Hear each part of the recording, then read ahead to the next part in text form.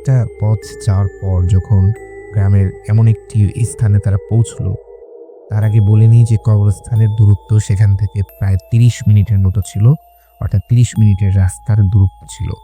তো তারা যখন খানিকটা ১০-১৫ মিনিট পথ অতিক্রম করে ফেলেছে এবং এমন একটি জায়গায় পৌঁছেছে যেখানে আসলে চারপাশে কোনো বাড়িঘর নেই।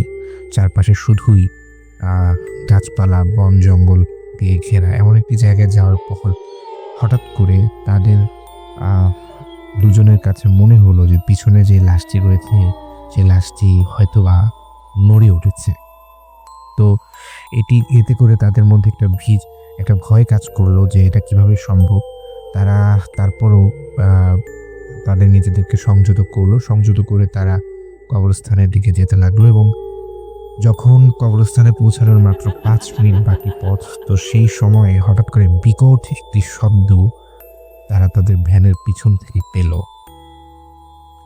এবং এখন তাদের আর বুঝতে বাকি রইল না যে, যে শব্দটি এবং যেই আওয়াজটি হলো সেটি সেই তাদের পিছনে যে লাশটি রাখা সেই লাশ থেকেই এসেছে।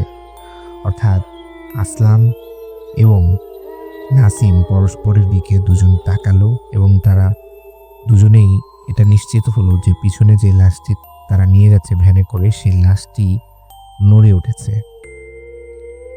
তারা অবশেষে পিছনে তাকানোর আর সাহস পেল না। তারা অবশিষ্ট যে পথ ছিল ৫ মিনিটের, সেই ৫ মিনিট পথ অতিক্রম করে কবরস্থান পর্যন্ত তারা পৌঁছলো এবং পৌঁছানোর পর তারা যখন লাশটিকে ভ্যান থেকে নামানোর সিদ্ধান্ত নিল দাফনের জন্য, দর্শক সেই মুহূর্তে তারা যেই চিত্রটি দেখল সেটি আসলে খুবই লোমহর্ষক একটি ঘটনা। তারা যখনই ভ্যান থেকে